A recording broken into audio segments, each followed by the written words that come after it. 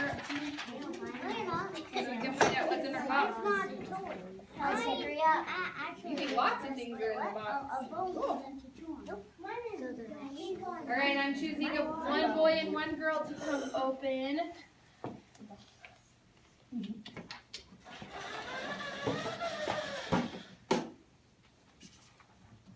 Parker.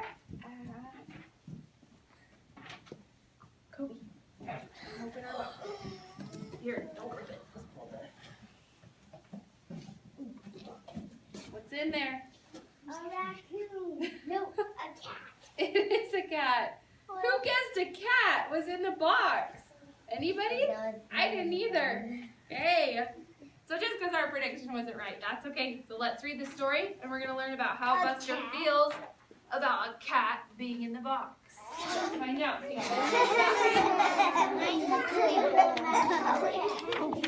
show me you're ready to listen to the rest of our story. I was scared of big cat. Do dogs like cats? No. They chase cats. Yeah, so let's find out. Show me you're ready. It's time to have voices off.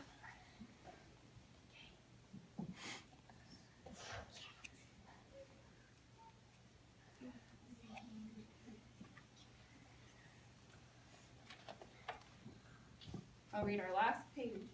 Buster stared at the box. He hoped there were juicy steaks or fancy French cheeses or spicy sausages in the box.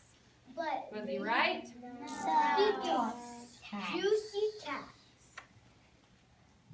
But there were no steaks, no cheeses, no sausages in the box. There was just a bag of sand, a large flat pan, 2 small dishes, and a cat named Betty. Buster was not happy. Buster was afraid of cats. That's great. Betty jumped down off the table. She began to purr and twist around Buster's legs. Buster was terrified. He was afraid to move. If I ignore her, thought Buster, maybe she'll go away. Betty did everything to attract Buster's attention. She slept in Buster's dishes with the curvy letters. Buster ignored her. She ran up and down and around Buster's tree. Buster ignored her. She dug in Buster's sandpit. Buster ignored her. She ran in and out, the in and out flap. Buster ignored her. Then she changed the station on Buster's radio. That was too much for Buster. We've also been talking about understanding characters. Thumbs up. Don't say it out loud.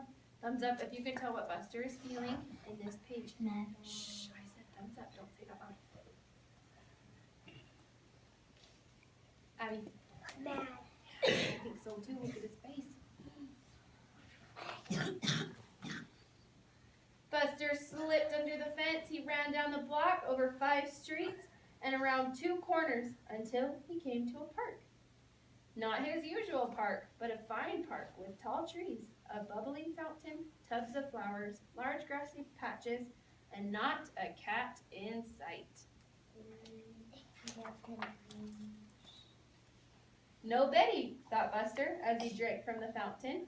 No Betty, thought Buster as he rolled into the sand. No Betty, thought Buster as he listened to his favorite radio station. No Betty, thought Buster as he fell asleep in the shade of a tall tree.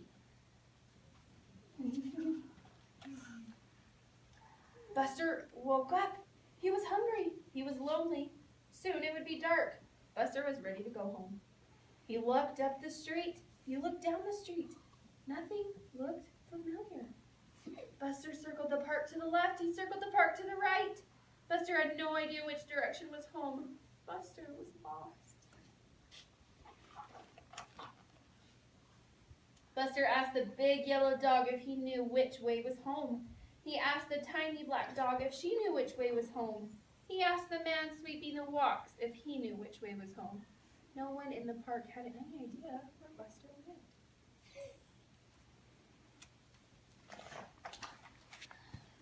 Buster sat very still and tried to remember the route he had taken to the park.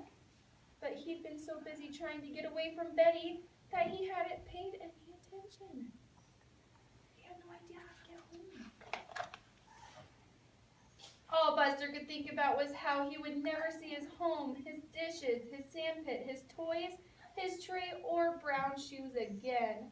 What would he do? Where would he go? Just then, a pigeon circled around Buster. It landed close to Buster's ear. "Coo, cuckoo," said the pigeon, looking up. Buster looked up. Way up. In the top of the tall tree, several streets over, Buster saw a waving ball of white fur. The tree looked very familiar. The waving ball of fur looked very familiar. It was Betty. Buster ran out of the park around 2 corners, over 5 streets, turned left, ran up the block, all the time keeping an eye on Betty. It's a map. How do you go home? It's a bed map. Buster slipped under the fence. Betty ran down the tree and over to Buster. Betty began to purr and twist and turn around Buster's legs. Buster was a happy dog. He had everything he could ever want, and more. Do you think he liked Betty now? Why? Why? Why did he? Because she helped him find his way home. And he realized she wasn't so bad after all. So we've been talking about prediction. You can remind me one more time what prediction means. Jackson F. Do you remember what prediction means? You need help from a friend?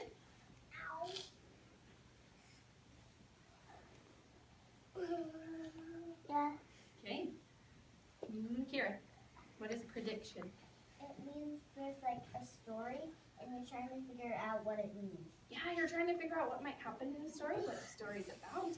And there's 2 things that we can use to help us with our predictions. You can remember the 2 things. Jackson W.